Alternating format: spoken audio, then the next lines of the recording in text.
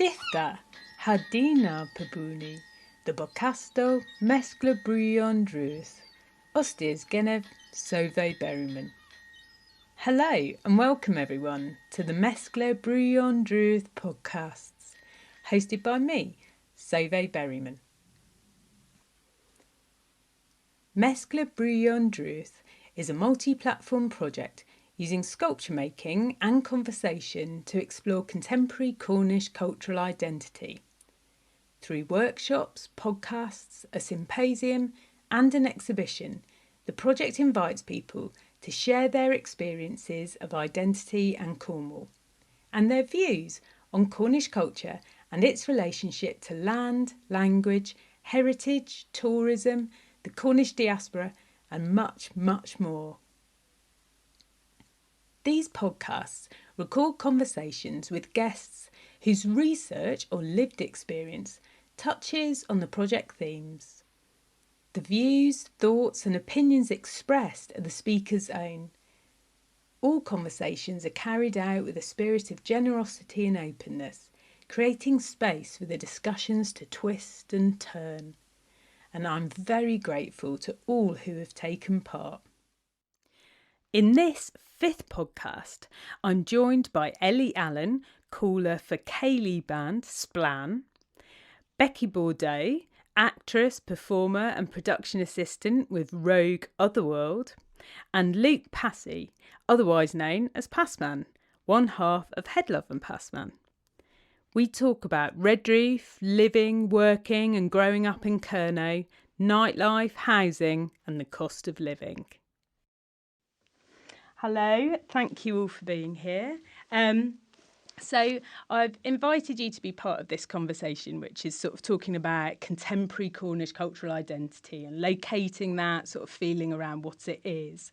And I've invited you guys to be part of it because you're all creative practitioners, you're all Cornish in Cornwall. I mean, you might contradict me about some of that as we talk, but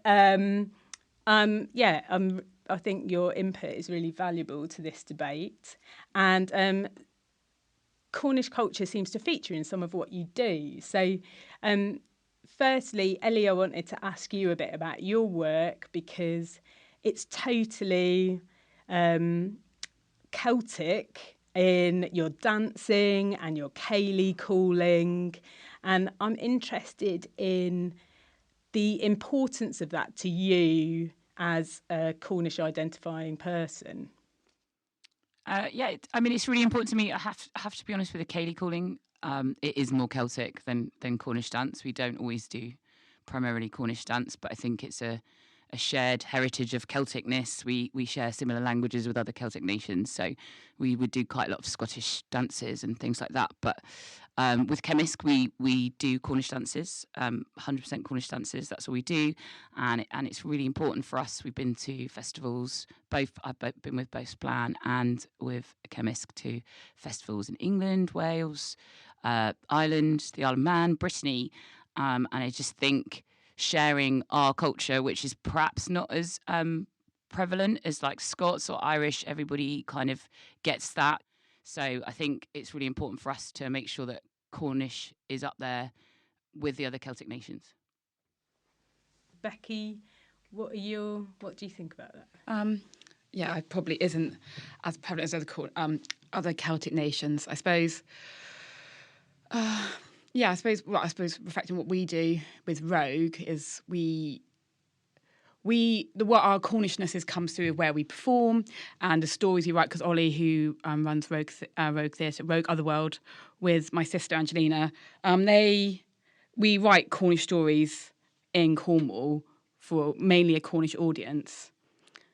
But I was thinking when you were talking about it, like how, because we have a lot of holidaymakers come, and one of the things in one of this, we talk about second homeowners quite a lot in one of our stories, and you can see it dawning on people as you see it rippling through about actually what the bought-in Cornish culture that people see, and actually the real Cornish culture. So you have people because we have an eclectic mix of people come to our shows. So you have people who have come into their second homes watching it going, oh, hang on. Then there's a woman on the front row nodding her head off, going, yeah, that's exactly how we feel. So it's actually it's the mishmash of culture, of non-Cornish and Cornish culture, which we get at our shows, and also the different classes of Cornish, because there is definitely different classes of Cornish in Cornwall. You've got the posh Cornish who are here and bought the identity of Cornwall, and then there's the people who actually live here, who work here and struggle to buy homes here, and yeah. I'm interested in the fact that you bring those politics into Our work. your work. It's subtle, the politics in our work, because obviously we don't want to make it blatant, because as soon as you do blatant politics in work, it's you isolate people, don't you? So, but it's done in humour. So, like the story it's about is the mermaids. So these two fishermen catch mermaids and they put them into the hut down at Portreath, and they're charging people £1 to go see them. But in that, Ollie is talking about a second home and saying this is how we have to make our living, because there is no Cornish traditional jobs anymore. But then at the end, we've got our guy Paul, who's a man with a big ginger beard and a tail, singing "Sweet Fishy Lips." So it's dealing with those different. Dealing with it with humour, I guess, and Cornish identity. But also this year we're doing King Arthur, which is like that's a myth which is completely embedded in Cornwall. But we try and bring in current politics within that, and how currently Cornish people feel living in Cornwall, which is sometimes hard, isn't it? It's not easy living in Cornwall being Cornish. But. And how about you, Lou? I see that you bring Cornish culture or the experience of living in Cornwall into your work. Yeah, certainly it is inherently about that. It's entirely tied up in its geography. Kind of like a lot of rap music is sort of about sort of ownership of where you're from, and sort of trying to communicate that lived experience. And Ellie, with your work, so you talk about like that traditional Cornish culture and making it present. Where does a contemporary come through with it? So I think we are always trying to invent new dances, do different things, even if it's not like 100% contemporary. We did do with Chemist, for example, at Omlowenhe Perrin, which is a local Celtic music and dance festival. Chemist did do a dance to Hey Ya, and we did a traditional dance to Hey Ya, and we did one to Lord, and we kind of like mashing up music and dance. So the dance steps were the traditional ones, but the dance was newly choreographed to Outcast's Hey Ya. So it was really fun. Like it was really fun and nice. really cool. And there are things like we have done as well at Omlowenhe Perrin with Splann. We've done like covers ceilidh bands. So you would do Cornish Express, which is a fun Cornish dance, to Dolly Parton, 9 to 5.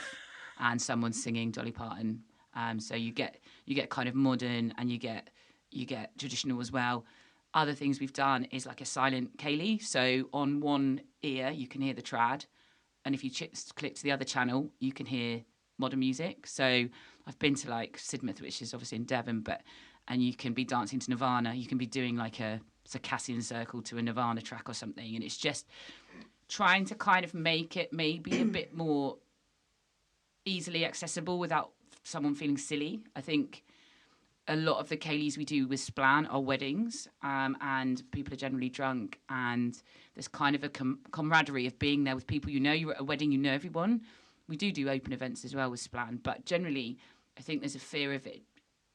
People have a thing against Morris dancing, don't they? They think it's like Morris dance. Oh, we're skipping around. I'm a grown man skipping around, and there's kind of a fear about that for people to do it. They don't necessarily embrace it, but you know once they start doing it, they're going to love it. So if you can give them a bit more of kind of something they're used to, whether that's traditional, more modern pop music or moves that are more modern, then people are more likely to engage with it, and that's what we want really. People to engage with it in a way that they're comfortable with, as well as sharing our culture with them.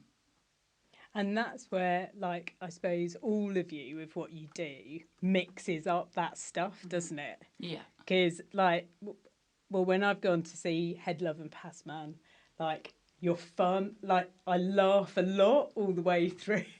But I feel like there's some serious stuff there as well.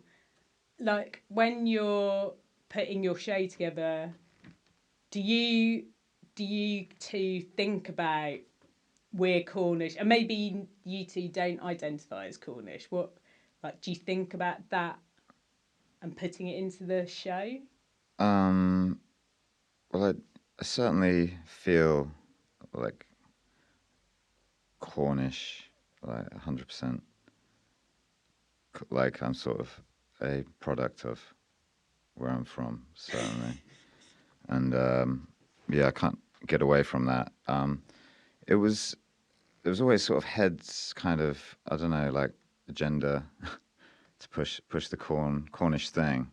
I was sort of, I'd say at the outset, kind of hesitant about that, how it would be perceived. By people outside of Cornwall? Well, no, just to people in Cornwall, because it's kind of like, I don't know, a lot of people mine, especially when what we do is kind of comedic. It's not overtly comedy, but a lot of people mine their Cornishness for like sort of cheap kind of, you know, humor. That's how I feel. And it's kind of often sort of kind of derogatory, like they're sort of like, yeah, self-deprecating. So I was very like aware of not to kind of like, yeah, be that, because I see that elsewhere, and I don't find it kind of, well, I find it kind of distasteful, really. But I think Head's done it in such a way. He's such a good a writer, and like obviously we've collaborated on a couple of songs that are very like overtly like Cornish, whether they use sort of like Cornish dialect or that, you know, like all our songs are about life in Cornwall, and they're all kind of like in the way that rap's written, it's not using sort of allegory or like metaphor or anything. It's just like sort of describing exactly, you know, how something is in sort of plain sort of like language. And yeah, I was sort of hesitant, especially like using the whole like directly thing, because that's something I'd sort of only really experienced through like, kind of like bumper stickers, you know, and like Cornishmen do it directly sort of thing. But then like he sort of like used it in such a way, and it is kind of like so inherent, particularly to like me and Head, and like a kind of like a lifestyle sort of like, you know, a pace of life that is inherently sort of like Cornish. But yeah, but then he took that and he like sort of made this great song out of it that does sort of I feel communicates a lot about what it is to be Cornish, or what we feel like it is being Cornish to people. And also with Made in Cornwall, it's called Made in Cornwall, but then like it's about, the lyrics are about, yeah, we've got it made in Cornwall. It's not celebrating the fact that you're like born in Cornwall or whatever. It's celebrating the fact that like wherever you're from, if you're living in Cornwall, you know, there's a lot to celebrate about it. It's like, you know, it's like, yeah. So it's wholly celebratory, I feel, our practice is wholly celebratory. It feels celebratory when I watch you. Yeah. Like it feels, So too. yeah. Do you know what I mean? Sense Like of pride. yeah, right? you like, yeah. It's sort of, it's brilliant and it's fun, and like you both are great like showmen in what you do. But it's like it's a joy to watch. You don't go away from a Hedluv Passman gig going, wow, that was heavy. You're like, yeah, like it's fun to watch. Yeah, I hope so. I mean, yeah, and I also hope it doesn't feel like cheap. I mean, I know there's some people that might enjoy it for maybe like the wrong reasons, or we've been asked to do commissions in the past for like random things. Like, I don't know, there's like what is it, like a Sainsbury's in Bude or something, The tunnel. and there's a like a tunnel, so like you can walk to the car park and not get rained on or whatever. There's like a transparent tunnel, and some people that had a I guess I can talk about this. I mean, we didn't do it. Some people that had a you know, a commercial agency, what do you call it, a advertising agency, like Sainsbury's or whatever, got in touch with them, and they were like, because it had become like a sort of online phenomenon. There was like a TripAdvisor, and people were filling it out sort of jokingly, saying like, "Oh, great, like tunnel." Like thing, car park tunnel or whatever, and there was loads of entries, and it was like a news thing. So they're like, "Oh, we need to capitalize on this organic sort of interest." So they got in touch with a commercial agency who were like, "Oh, can we do anything about this? Can we like have an event? Can we like find some people that can do like a song about this like tunnel?" And some guys like got in touch with us, and we had like a phone sort of like conference thing where we're all like on the line, and like me and Head aren't together, but we're like on the phone. And there's these two guys, and one of the guys was basically, he seemed like a sort of avatar, like an AI, like he had no like personality whatsoever. But then the other guy was a guy that was sort of familiar with what we did, but he was like, "Yeah, I think you guys would be perfect for this." And I was like, So what is it about? Because it's like we write about a personal experience, and it's like the only experience I had of this thing was like seeing an article about it online. So I was like, how, in what way is it perfect for us? And he's like, oh, you just do what you do, just take the piss. And it's like, oh, that isn't what we do. I was like having major reservations because it's like this guy's totally sort of like misinterpreted what it is that we do. He's engaged with it, he's seen it, and he's like, it's like, what are we taking? I mean, what are we taking the piss out of? We're not taking the unless it's like in our sort of like approach to like music making, where it's like kind of like haphazard and stuff. But I don't know. I thought like it's, in the lyrical content, it's not like we're So that's why we didn't end up doing it. It's interesting though that it feels like that's all caught up there with intangible cultural heritage and histories, and that certainly you guys cover in your Hedluv Passman act and songs, really hard to interpret sort of things, and maybe actually we've made them tangible. Yeah. Exactly. They thought it can be done, but well, and maybe with that mash-up that you're doing with Chemist as well, Ellie, of like some trad dance moves mixed up with more contemporary music, like pop music, whatever. Yeah. So perhaps there's a tension around that with like conversations around gentrification as well, and how we hold on to culture. Yeah, I mean, I think there's an idea of what Cornwall is, and there is an idea that Cornwall's like 30 years behind everywhere else. I want to go there. It's quiet. People are different. We have our same British values we've always had. They're not, things haven't changed in Cornwall. It's wrong, and unfortunately, it does attract some of the wrong people to move here that we probably. They don't share our values, or they share some people's values, but what they believe are the values of Cornwall, which is a bit maybe stuck in the 1980s, is not really. Actually, Cornwall is a very progressive place of people, some of the theatre stuff, like the stuff Luke does. There's a lot of stuff going on that's like really progressive. But maybe it's not seen because it's not on the monopoly board of Cornwall. This is what I'm going to go to St Ives and have an ice cream and probably get attacked by a seagull. I'm going to do this, and that those things don't cover a lot of the stuff we've got going on. It's very on the surface, and it does give people the wrong impression of who we are and attract the wrong people, I think, sometimes. I've certainly come across, what you say there really keys into some experiences I have where I've met other tradespeople who've moved to Cornwall and very explicitly have said, I've moved here because this is what England used to be like. And they essentially moved here because they perceive it as whiter.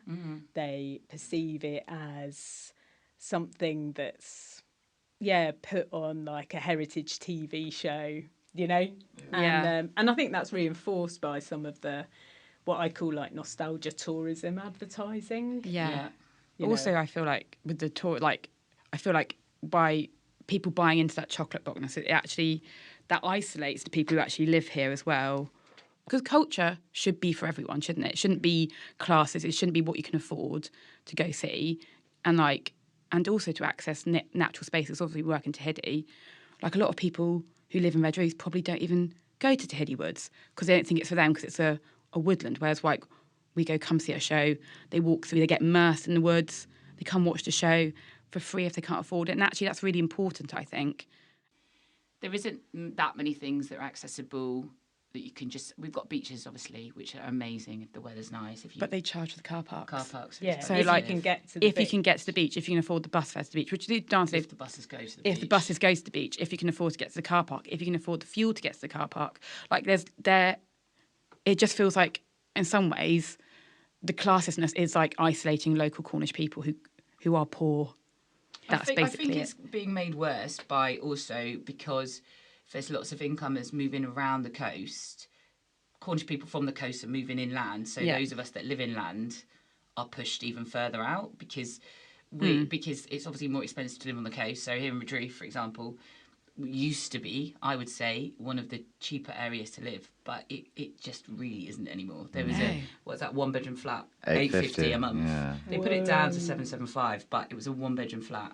It is a lovely flat, but what do you think then about this? Like growing up, did you all grow up in Cornwall? I grew up in St Austell, Clay Pride. I think there was a badge going around. Yeah, I grew up in St Austell, which was my last bus home was 6 o'clock. Well, I couldn't do anything at all. I just lived in Foxhole. Didn't even have a phone signal. How can you text boys if you haven't got a phone signal? It's honestly awful. Most isolating experience ever. I was just thinking about for growing up, I would have loved some of the stuff that we've got now. That really excites me, but I'm also feel a sense of responsibility about maybe being part of this class divide building or this gentrification. Do you guys feel any responsibility about that, or how do you mitigate against that? I mean, it's really difficult, isn't it? I mean, I grew up in Belingy, so that is fairly posh actually, but also it is in the middle of nowhere, and all my friends lived in Newquay, so you had to get buses everywhere and that kind of stuff.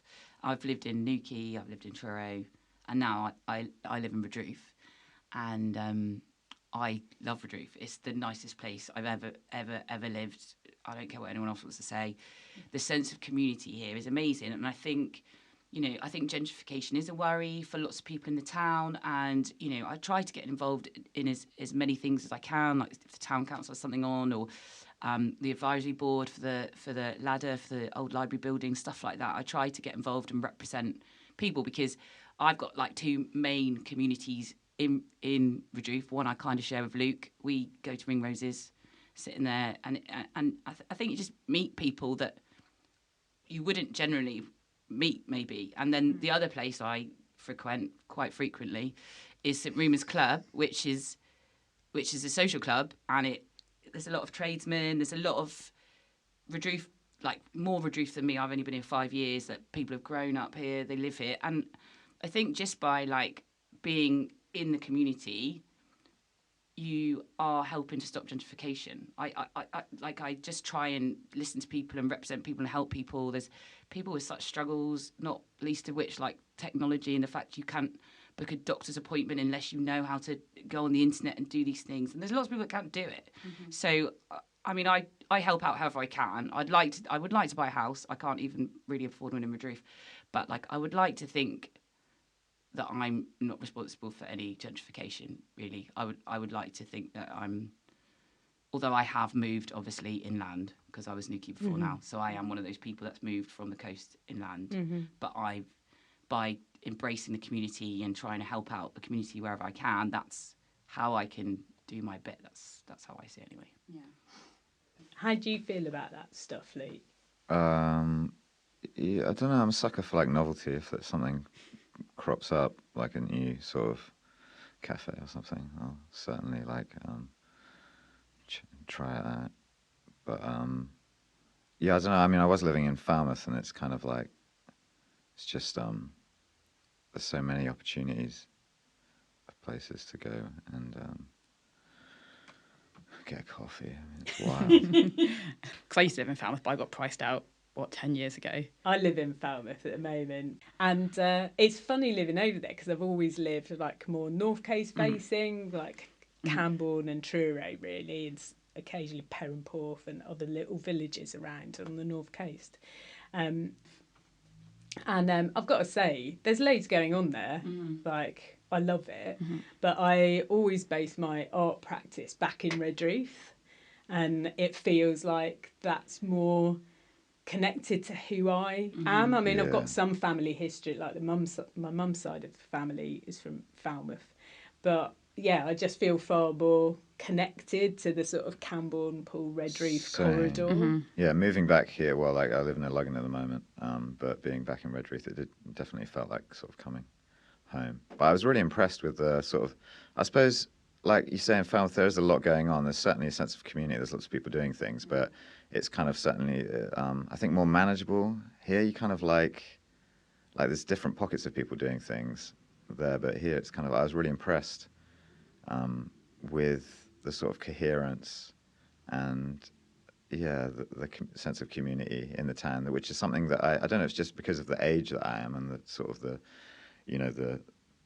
years that I've spent sort of getting to know people. But there's also new people that I met, and I think different people want different things from their sort of town. There's something that seems to me coming up around like the balance between being contemporary sort of 21st century people who want to go out and do kind of 21st century things.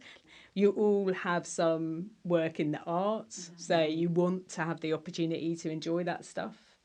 But at the same time, you don't want to lose community, connection to home, and the identity of the place. Is that right? Is that the... I'd say so. Yeah, certainly. Yeah, I don't know. Redruth's never going to be able to sort of compete. It's not going to be able to bring people in to sort of do their shop. That's gone. The time's gone. The supermarkets are... Haven't they hired Wayne Hemingway to do a project on bringing people to Redruth? All right, yeah, but I think it needs to offer... Redruth, yeah, well, it needs to offer something which is, entirely sort of unique and offers an experience which is... in terms of nightlife, I think the peak sort of time was in the... For me, it was when I was going out the most, I suppose. But in the early noughties, there were sort of more venues. I know the Drapery is sort of open sometimes, isn't it? And when it was the Green Room, there was that was a space for like live music. And there was also, me and my friends used to frequent Gaslights, and Head started up an open mic down there and did some of his earliest shows down there. It didn't used to open on a Wednesday until he sort of talked Aaron into opening on a Wednesday. And there was also the Crowbar existed for a short time, and that was somewhere where you could go and see live music as well. So it was I think, Redruth, I've always been a staunch sort of advocate for it, supporter of it. And I think when you're in. It's like if you, for example, the Oxford does an amazing roast on a Sunday, but you've got to order it somehow. So and they haven't got a phone number. So how, I don't even understand how that works. But do you know what I mean? It's just being in the knowledge of, actually the Oxford roast is very, very nice. I have had one. I didn't arrange it myself, obviously, because I haven't got to know how to do that. But they do a vegan roast. That's quite, that whole thing about being vegetarian and vegan and what you eat as well, I think is really connected with what people perceive as Cornish identity. Because I've been asked before, but are you really Cornish? But you're vegan and you work in the arts. And I'm like, They look at you like, oh. Yeah, Cornish people can do that too. Yeah. Some of the most Cornish people I know are vegetarians and vegans, I think. Probably. Now, Becky, you work up at the Cornish store. Oh, yeah. I've worked there for about a decade. So in the Cornish store, you can buy, as you beautifully modelled on Instagram or something like that, a Ross Poldark cushion. Unfortunately, not anymore. You used to be able to, but it's gone out of fashion since it came off telly. I was in Poldark. Were you? Oh, amazing. I was in the first season of Poldark. I was a supporting artist. Brilliant. I touched Ross Poldark. Did you? Yeah, on the shoulder. That's amazing. I danced next to him. I applied for it, but they said I was too busty for the costume. No way. They said they're a bit more emaciated back in the day. I was like, all right, fair enough. I'll take that. They wanted Cornish dancers, so that's why we got the job. Gin and Ginny's wedding, we were dancing. Cool. Just thinking about that Poldark stuff, because part of me finds it really funny. I'm just... No, it's hilarious. I'm just yeah, great, I can laugh at that. But then there's another point that I think, there's something a bit... is insidious the right word? It's sort of a creeping up of actually repackaging culture and kind of nullifying real Cornish lives, and the fact that during that era, there was some serious class-based. We could buy a bit of Cornish. People would just come and buy a bit of Cornish culture. It was very much on when I worked in it. I took it as a complete joke because I love Poldark and I enjoyed the series, and it was all filmed down here. And I suppose that is in some ways bringing people experiencing a different kind of culture in Cornwall. I don't know. I was a big fan of it. Embarrassingly so, like that. I've even got a Ross Poldark mug at work. I don't watch it, but I don't know what's Doc Martin like. Which is worse, Doc Martin or Poldark? I mean, Doc Martin is set in present day, right? Is it full of a village full of dozy people? I don't know. I choose not to watch it. It But, definitely for seems me, to have stereotype characters. Yeah. we can say Sense and Sensibility, Pride and Prejudice, period drama. Who really even knows? And that's where Poldark sits for me. Whereas Doc Martin, which is I think it's now finished. I've never watched an episode. I think it's finished. Something like that. To me, is more damaging because it's supposed to be set now, and it paints us as blithering idiots or whatever. I don't know. Maybe have you watched Doc Martin? Well, I don't know. I have a sense of what it's like without having seen it. I think I may have seen it. I can't say I've like watched, actively engaged with it and watched an episode. But it sort of exists in a. I mean, it's set in like a real place, right? Port Isaac. But I feel like it's just the nature of those kinds of shows. They don't really feel grounded in like a sense of reality or whatever, and that's kind of not what people are watching them for. I don't think. It's a sitcom, right? But like, well, I don't know if it's a sitcom. I don't know if it's a comedy. It's not. Is it? is it a sitcom? It's gentle. Have we it's just not a watched sort of it? light-hearted drama, nobody's isn't it? I I've don't know. watched a couple. I think the comedy element is that he's meant to be quite a bumbling sort of. He's like a posh doctor, isn't he? Oh, Like, really? Yeah. He's I like a thought posh it was- doctor treating poor. It's like fish out of water kind of Yeah, thing. that He's is it, like that's a it. posh doctor, and there's like Cornish people, and he's like all these kooky like Cornish people. And there are definitely some Cornish people who fit that sort of stereotype of like slow country person. And then like, because I feel that all part of that on the one hand seems, oh, well, it's harmless. But I also feel a bit like, which I think you're saying a bit there, Ellie, that, Yeah. it's but what is it's quite what is problematic. Poldark? Is that like is it historical? Is So it? it's based on a series of books by William Graham. When were they written? Like, 50? It's 50s. Because it'd be interesting to see a sort of serious take on like a kind of that period in That Cornish era, history, wouldn't yeah. it? And the actual like harshness of it. To be and, fair, like, they do kind of, discuss Because is it it. like around mining? Are they mine owners or Yeah. something like that? So that- Is there much like sort of like about sort of I don't know, the politics of mining and I think there's rape in it. There's all kinds of Yeah. stuff in it. They- I mean, 'cause the I Mel's only is- watched the episode I was in. To be fair. Demel's is from a Luggan and she can't read or write and she's really poor and like has an abusive father. I got really into it. But like it does, I would say it represents more of the culture of Cornwall because because Poldark's house is 5 miles from Redruth, so it is in a Luggan basically. but it's sort of like it's like wealthy mine. It's like Dallas, isn't it? Basically, like yeah. kind of the. It does document like the Cornish Dallas. It's just like Dallas. It does document some of the things like problems with the Corn Laws, Right, and okay. the rise of Methodism and it Yeah. being Oh, like right, a okay. workers' religion and or belief system. But I do think it's quite interesting this like how Cornwall's represented and what things are most problematic. Like I Yeah. really find programmes like sort of Dawn French's Cornwall and Caroline Quentin's Cornwall and these sorts of things really problematic. Yeah, they're really problematic. Well, it's like their Cornwall or whatever. Yeah. But there was a really good one, wasn't there, last year, which was more the real Cornwall. I can't Is it remember. Sandy Toxic did one? No, I don't think thought it she. There was a man Prime. called Simon. Yeah, that one. BBC Two. Simon Mears, not Simon Mears. No. No. It was a BBC Two one. I didn't watch it either. They all I live hook here, I up with don't- Anne at some point, don't they? Huh? They all have a day at Anne's pasties and stuff. I know that they went to the food bank in Camborne. Oh, right. That was Yeah. Rick Stein. Rick Stein did one at the food No, bank. Simon also- did as well. Oh. Camborne Food Bank has become the Like, place, It's got the loads go. because it had was it It's like it one of had, the like, biggest millions food of banks in the millions country. of money. After it was on the TV, loads of people Yeah. donated to it. So it was that guy Simon's programme. Yeah, not Rick Stein. Yeah, I think the Simon Guy programme was supposed to be a good one, but I Yeah. don't know. Better than I watched Caroline it. Quentin. I found it marginally better. right.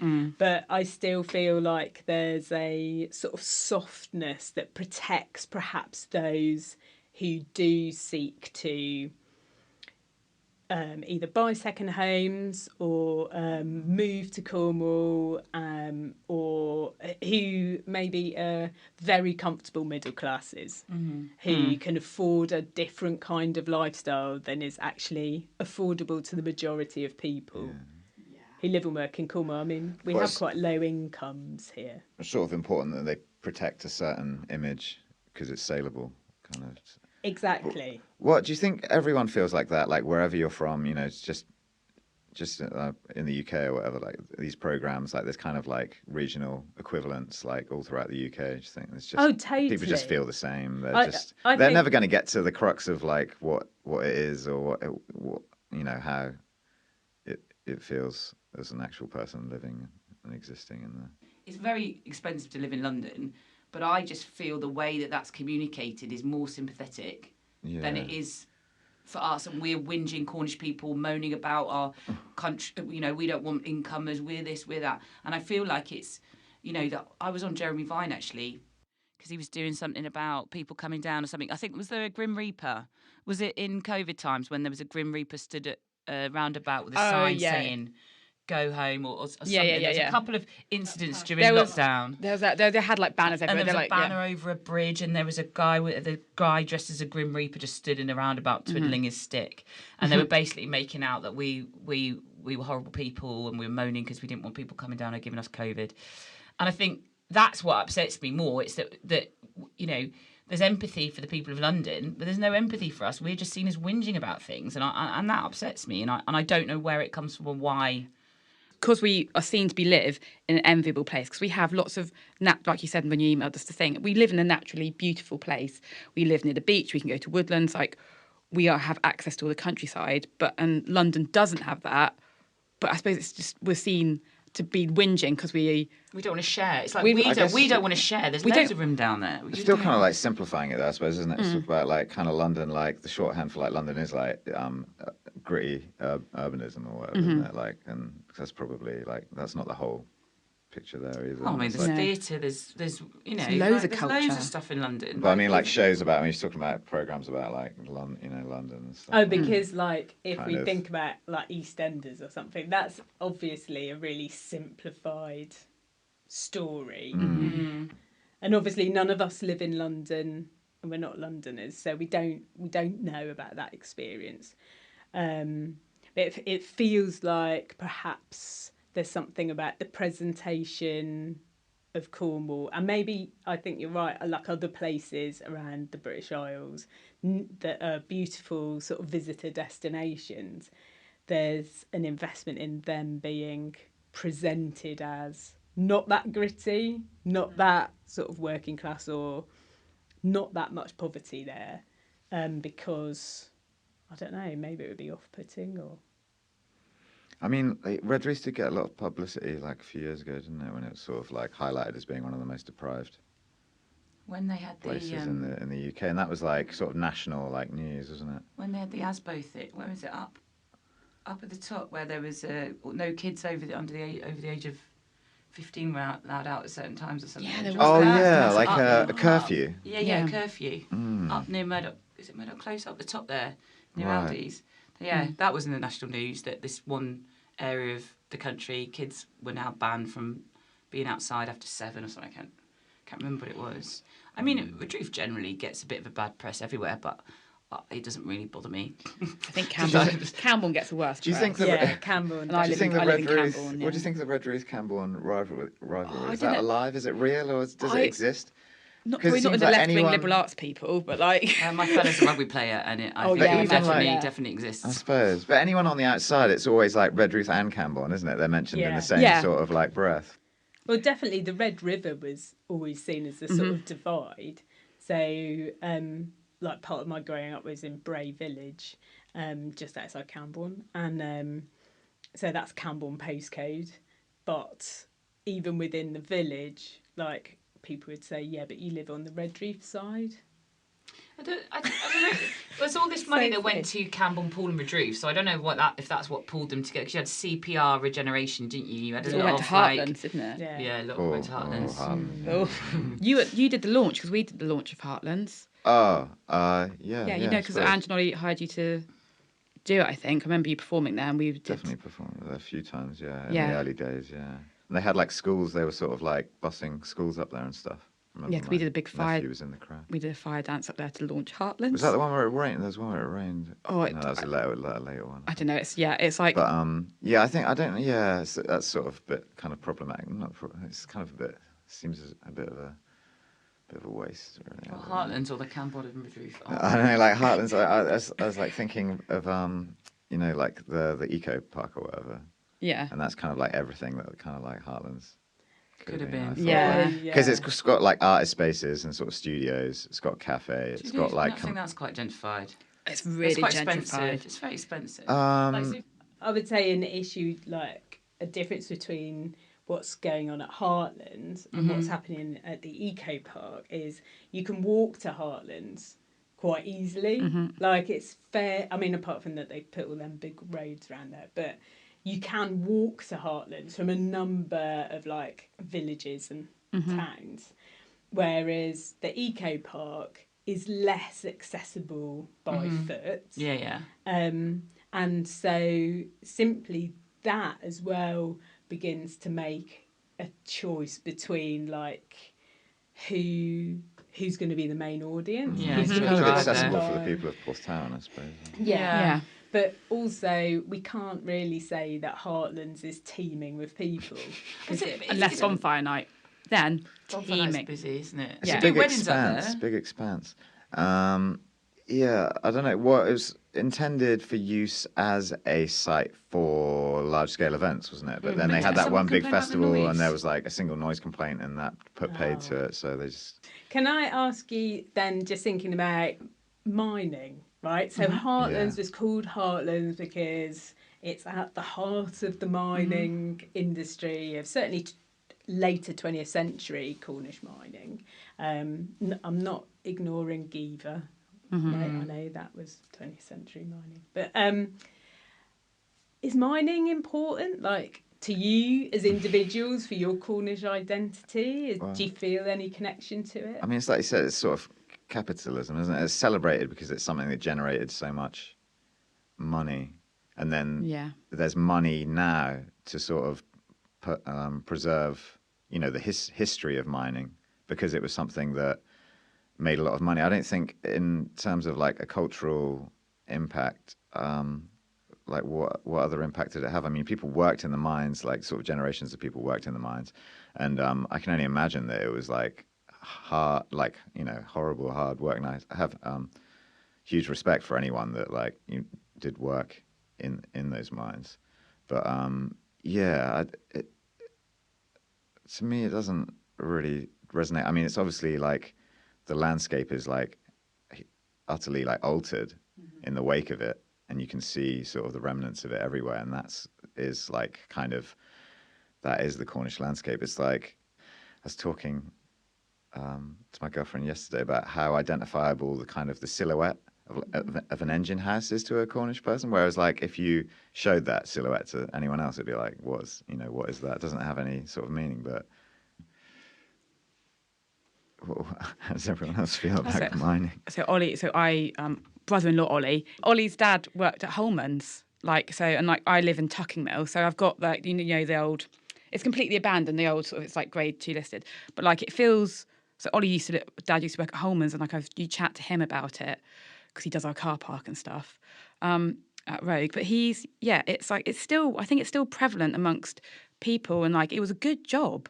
And now those good jobs are gone for that generation. I definitely feel in Camborne, the next generation down, feel a bit lost, if that makes sense, because it wasn't their family did that, and now what it was like. Yeah, I don't know if people, there's like a sense of loss, I think, in Camborne. It feels for me. Is it a good job? I mean, like, I don't know, like it was a good job. There's at least what, 4 more or 5. recently, I'm just thinking like historically how it would have impacted on people's sort of yeah, like well-being and historically. health and I think stuff. Holman's was the fuse works, so it's it's basically a factory making dynamite. There's at least 4 not or that 5 good. men that drink in the club that were miners, and I I know don't with get a that- sense of great. I think they love it that they were miners. A regular income is a good job, and like regardless of the hardness of it. Yeah. And there's that different makes sense. skills, like electricians, all that kind of stuff. They're not Yeah. all just Down there like with their pickaxes. black face and a canary. Sure. But yeah, no, I think like sorry. Yeah, I did see a survey about the town which said that people were fed up with harping on about mining because they feel like it steeps us in the past, and surely have we not got more to be part? I mean, all of our houses have got tunnels underneath them thanks to the mining. Like, Yeah, it's yeah. like, do you know what I mean? There are good and bad things, but I think people think right, we're moving on past that now. If we want to remove away from this being in the past kind of like perception, we don't have any mines anymore. Can we not be World Heritage Mine Site or whatever they want to say, the home of mining and stuff? Can we not be celebrated for what we are now? And I think generally there is a feeling for that as well. I think it probably depends on what generation you are, though. Yeah, definitely. It's like they are looking at a particular sort of snapshot, though, aren't they? I don't know how long that lasted, but yeah, I was having a conversation, and it was like, when did sort of humanity go wrong in terms of sort of, the sustainable nature of it and stuff? And it's like, well, like when you started sort of digging in the earth for stuff, and I was like, what? And I sort of Googled, like, mining in Cornwall, when did that start? And then it was like, I don't know, like 4,000 years ago or something. And I was like, but I suppose it's on a different sort of scale, it's kind of, what is that? People just sort of literally scratching in the earth. I don't know, like there's medieval. There's a woodland up near the Shire down there, as you're going to Praise, just loads and loads of medieval mines just in there. But if that mining is sort of passing and is part of heritage, and there is like modern work going into the land, there's lithium mining, there's the geothermal stuff, there's the clay, the whole clay area is like still it is. I grew up there. I know. Grew up there. But if that is shifting as far as sort of a cultural recognition or identity is concerned, like what would each of you like consider as part of your Cornish identity? Like what? If I was going to think about the mining, if you wanted to celebrate something about the mining, I would say the diaspora is the kind of like thing that you would look at, because like even like Gavin again, he had some cousin, his great cousin went to somewhere in America, and there's a Trezona Road in America somewhere, and he wants to go there and you go to Mexico and they got pasties. In terms of my Cornish heritage, I don't know. I just think living here, loving here, respecting where you live and looking after your community, that's my, like, I don't think there's a thing where I go, I'm having a pasty for tea and I'm doing this thing today or doing that thing today. I just think I just love Cornwall, and I feel like it's in me, and that's what my Cornish identity is. Amen. Thank you. Yeah, I mean, yeah, it depends what's important to you personally, I suppose. Yeah, I'm not sort of disregarding the fact that like mining has been important to people and it still resonates with them.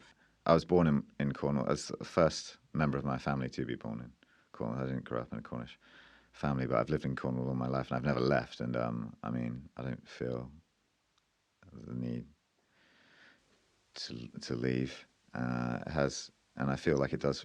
It feeds me sort of like spiritually and creatively, and I feel wholeheartedly sort of. Yeah, I mean, just there is something about, I don't know if it's just sort of having grown up somewhere. I don't know if I would have found it,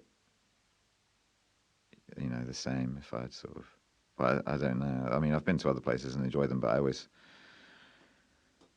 find, something about Cornwall and sort of like, I mean, the Redruth area in particular. Like, I'd probably say my favourite place is like Cambrai, going up there, and I don't know, something. It has like a sort of like a kind of cosmic vibration for me. Yeah. We call it the phallus of Cornwall. I mean, like that. The Bassett monument. the monument. That's just like it's like a rich. What is that? It's a rich person's folly. Isn't it? A rich industrialist like folly or whatever. But it kind of like, I don't know what it. Like past that, I don't really see it as that. I just see it as like a kind of marker for my own sort of purpose to like sort of say like, oh, there's Cambrai. That's I don't sort of think about what it actually, who put it there and for what purpose. But it's weird because it does sort of, it jars when you go up there and there's the rocks that have been there since forever, but it sort of sits amongst those. And yeah, it is a funny tension between the granite stacks and the Bassett monument, which is so of its time. Yeah, and also you've got the big folly up there, haven't you, as well? Yeah, the big like the hunting lodge. Folly, which does do great food in there. Yeah, up there, it's nice to go up there to Cambrai Castle. But Cambrai is like, it does feel like it's owned by both Campbell and Redruth, though, doesn't it? It doesn't feel like it's Yeah, one or the other. totally. There's and do you feel that connection, that land thing we're talking Yeah, about? definitely. As soon as I love going away from Cornwall and going travelling, but as soon as you come home, I sit on the beach at Drudh and I'm like, it's like an inner peace which you don't get from anyone else. And like I work outside quite a lot, and it's like Hedluv Woods feels like another home, to be honest. A lot of the time I actually do have it within me, like underneath my fingernails, like the dirt from the floor, scuffs on my knees, or like the mud. Like I feel like I'm really part of Hedluv Woods a lot of the time.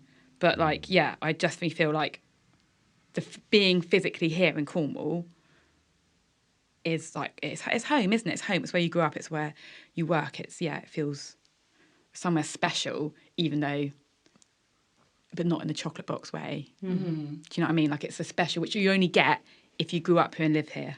Mm-hmm. Like, I think that's the kind of special it feels. And some people, I mean, I've spoken to people who say they really found it, they belong here, and they didn't grow up here. Mm-hmm. They have no connection, but they came here and they then feel... Yeah, I think it's totally valid. You can gravitate to a place and feel like, you found your kind of people, and there's kind of like an unspoken kind of rapport that you might have. I do think it's the people and the place. I've got to be honest with you, and I think Yeah. that's why I love Redruth, Yeah. because I always lived in Cornwall. I lived in Bristol for a few years, and then I came back. But I've lived in lots of places in Cornwall. Obviously, Newquay's quite touristy. Truro is just a bit dull. It's a void, it's a cultural void. It's a cultural It is void, a isn't it? cultural Like void. it's tumbleweed at 5:05. Oh, there it is. And then Perranporth is touristy as well. So it wasn't until I came here that I didn't want to leave Cornwall. I never did. But here I just get a real sense of like community and spirit, and kind of like a lot of different people that are very, very different, but there's still just such a community. So Yeah. I think people is very important. I feel like we've got a community, like with the Rogue and stuff with the audiences, like, because we've been doing it for 12 years. Like, there's a community. Like, we've seen people think Old Man Winter is their Father Christmas because they've seen them since they were born, or people have wished in Old Man Winter's tent for a baby, and then next year they bring the baby to see Old Man. Do you know what I mean? Like, it's a definite sense of community. So you're creating those new folklores. Those new folklores and that new traditions, and also like you go out and see people and they think they're your mate, because like, and we love that because we're not in a fourth wall. We don't speak to audiences. We're part of the audience and we experience that and we breathe together for stories and emotions, and it's definitely feels like a sense of community. Because I don't live in Redruth and I don't get that, maybe that sense of like traditional community base, but I definitely feel like we've got a Rogue family which extends out beyond the performers to the people who come to our shows for years, who you see out and about, and they can feel like they can chat to you and talk and have a shared experience of being in the woods at night watching theatre. It feels like you're all sort of part of creating those new folklores, actually, in the things that you do. I think I'm just really aware of time, but we did touch on the diaspora, and I wanted to ask if anyone else felt like, what do like about the tension of our heritage that is does veer into a chocolate boxy heroic miner sort of thing, but Cornish miners are there from the diaspora, and you go to places like I've visited towns in Australia that were mining towns that really like the land feels like it has absolutely been like wrung out. There's nothing left in there. The town is seen, people even call them dead towns. And I'm really aware that the Indigenous people of those pieces of land were like shipped off and like treated abominably, and still are in many cases. And I feel a sense of responsibility about acknowledging that, whilst so not only celebrating the diaspora, but also sort of, I don't know, does anyone else have anything to sort of say around that? I also work in the Cornish store, so we send a lot of stuff out to the diasporas, a lot of the Cornish and they come into the shop and they want to buy into the chocolate box mine. They're like, we're going to go to Redruth later. I'm like, you want to prepare them for the fact that it's not going to be the Redruth of Poldark. Do you know what I mean? It's sort of like they're like, oh, it's not how we imagined it. But and I know my sister and brother-in-law have been out to Bodie in America, which is a complete ghost town now, but all the gravestones, all the Trebilcocks and Tregunners and like all that. But definitely, you even watching historical period dramas about that, they were ravaged. The Indigenous people were ravaged and thrown out because of the gold mining. So it's hard, isn't it? Because you can't. I don't think you can gloss over it. You can't gloss over it, can you? I think you can try and look at things as holistically as possible. Yeah. Do you know what I mean? We've just had the Commonwealth Games. I'm surprised they still exist. It God, kind of shocks me a little bit that we've got all this stuff about empire and about people wanting to leave the Commonwealth and the Queen, and then we have something called the Commonwealth Games. And it's a little bit at odds to me as to... I don't really understand that. Like, I don't have a problem with the Commonwealth. I've actually went to the Commonwealth Games in 2014 or something in Glasgow. But, like, it seems like we don't want to be the wrong things. We don't want to do the wrong things. We want to apologise. We want to do things right. We want to acknowledge what we've done or what's been done on our behalf. But it doesn't seem a very way to do that. Understand? We look at things holistically. The Commonwealth and Empire are a problem. So how can we have the Commonwealth Games? To me, it doesn't make much sense.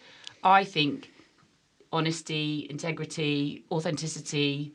We're not just going to go, oh, look, Mexicans have got pasties thanks to us. There needs to be more to it than that. But how that happens or how we even understand the real impact now, 200, 300, how can we even weigh that, really? We can acknowledge that it wasn't great, but I don't know. I don't think we should pretend everything's, look through the rose-tinted spectacles, but also I don't think you will ever know. We'll never know half these things because we just can't. So, yeah, as long as we're honest and, not like really cheesy about it and like, Cornwall's great, we did all these great things, I don't think there's a problem with it. But that's me personally, though. Lee, do you have anything to add about that?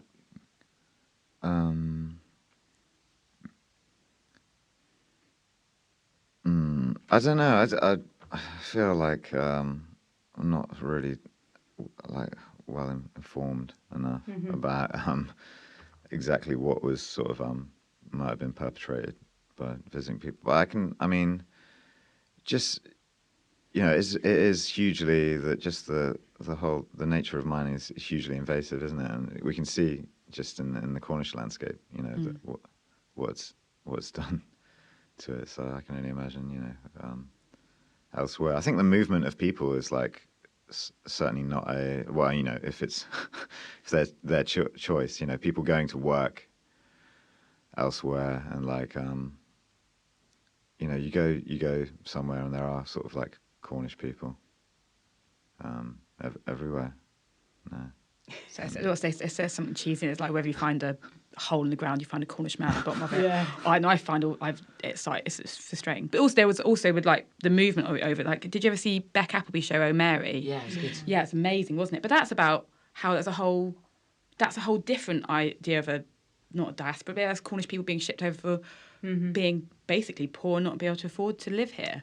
Yeah, and you've got to remember Redruth went from being the richest town in the whole of the country to having apparently just lines of prostitutes by the train station. Nobody was here anymore. There was no money. Like, I'm not saying moving Indigenous people so you can survive is the right thing to do, but I don't think it was we're going to make loads of money. I think some people had to do it just to survive, to send money back to their families. Yeah. So it's really tricky. Someone's always making some money, but it's not necessarily. It's probably one of the people that owns half of the town, isn't it? It's rarely the people on the ground. Exactly. No. Exactly. What did it come from? Like it was really rich, but what was it before the mining sort of boom? What would it have been was like? just average, I guess. It was Fishing and farming. Fishing and farming, yeah. Because obviously a lot of the way Redruth looks now and the sort of the residences and the businesses and stuff are because of that. Yeah, well, you can even see the difference, can't you? Because you've got Falmouth Road with all the miners' cottages, and then you've got Clinton Road where all the posh people lived, Albany Road. Same as Tucking. So you've got Tucking Mill, that's all Cornish miners, like where Angela and I live, and I also live. It's like a 200-year-old mining cottage, but then you go up the top of the road, and it's literally beautiful houses all the way into Camborne. So those houses that go round by the cricket club and that. Yeah. That's would there have been enough Cornish people to populate those mines, or would there have been a massive influx of people anyway from elsewhere I think in the UK to sort of don't know, to be honest. I don't think so. I think it was mainly from... I think they had the expertise, didn't they? They knew what they were doing. They had the... And I think like Bruce Willis going to Armageddon on the Meteor. That's what they were doing. They were the expert drillers. Yeah. They knew it. Or was it Ben Affleck questioned the sort of the thinking behind that and said, wouldn't it have been easier to train astronauts to... Well, he doesn't know anything about drilling, does he? no Michael one's Bay. Bruce Willis. He told him to shut up. Anyway, thank you all very much for being so generous and open. I really appreciate it. And I'll speak to you again soon. Yeah, thank you. Thank you. Thank Thank you. you. Thanks. Bye.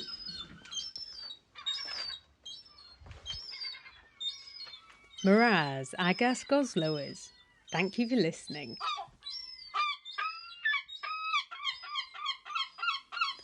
Further episodes of the MESKLA Brewyon Drudh podcast can be found on my website, soveberryman.co.uk. That's SOVAYBERRIMAN.co.uk, where you'll also find guest biographies and a resource page of links to further reading on the topics discussed. If you feel inspired to join the MESKLA conversation about contemporary Cornish cultural identity, please get in touch with me, Sove Berryman, via my website or social media. You'll find MESKLA Brewyon Drudh on Facebook, Instagram and Twitter. The MESKLA Brewyon Drudh podcast and project has been made possible due to a wealth of in-kind help and support from many parties, including the Wenda Perrin Festival, Gorseth Kernow, Cornwall Council's Cornish Language Office, Coethisan Yaeth Canuic, Crescent Kernow, Cornwall Neighbourhoods for Change and Falmouth University Falmouth Campus. The project has been supported using public funding by the National Lottery through Arts Council England, and further funding has been gratefully received from Historic England via Redruth Unlimited. Agas Termin, Agas Quellas. Thank you for your time. See you later.